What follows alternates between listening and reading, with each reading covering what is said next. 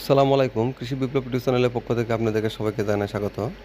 আমরা যারা ছাদ বাগানে বিভিন্ন ধরনের সাইট্রাস জাতীয় ফল চাষ করে আসতেছি, অর্থাৎ লেবু জাতীয় যেসব ফল, যেমন কমলা, মালটা, তারপরে পাতিলেবু, জাম্বুরা, এসব গাছ যারা আমরা ছাদ বাগানে বা মাঠে রোপণ করেছি, তারা এরকম খরার সিজনে বা হুটহাট যখন বৃষ্টি হয়, তখন দেখা যায় যে আমাদের এই ফলগুলো ফেটে যায়। এই ফেটে যাওয়ার কারণ এবং এর প্রতিকার সম্পর্কে আজকে আলোচনা করব। ফল সাধারণত দুটি কারণে ফাটে, তার মধ্যে একটি হলো পুষ্টির অভাব আর দ্বিতীয়টি হচ্ছে আবহাওয়ার তারতম্য।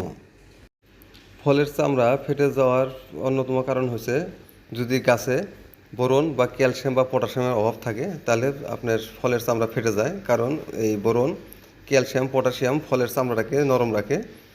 আর যদি এর অভাব হয়, সেক্ষেত্রে আপনার চামড়া ফেটে যাওয়ার সম্ভাবনা থাকে। আর দ্বিতীয়টি হচ্ছে আবহাওয়াজনিত সমস্যা।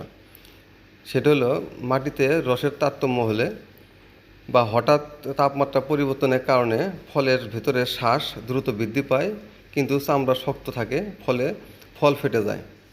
দীর্ঘ খরার পর হঠাৎ প্রচুর সেচ বা বৃষ্টি হলে এই সমস্যা সবচেয়ে বেশি দেখা দেয়। প্রতিকার হিসেবে আমরা প্রতি লিটার পানিতে 1 গ্রাম হারে বোরন সার স্প্রে করতে পারি পরন্ত বিকেলে। 15 দিন পরে আবারও এই প্রতি লিটারে 1 গ্রাম হারে বোরন সার স্প্রে করতে হবে।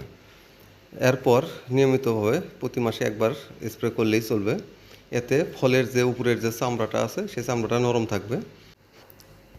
এতে ফল ফাটার যে সমস্যাটা, এই সমস্যা থেকে আপনারা অনেকাংশেই মুক্তি পাবেন। আজ এ পর্যন্তই। ধন্যবাদ সবাইকে ভিডিওটি দেখার জন্য।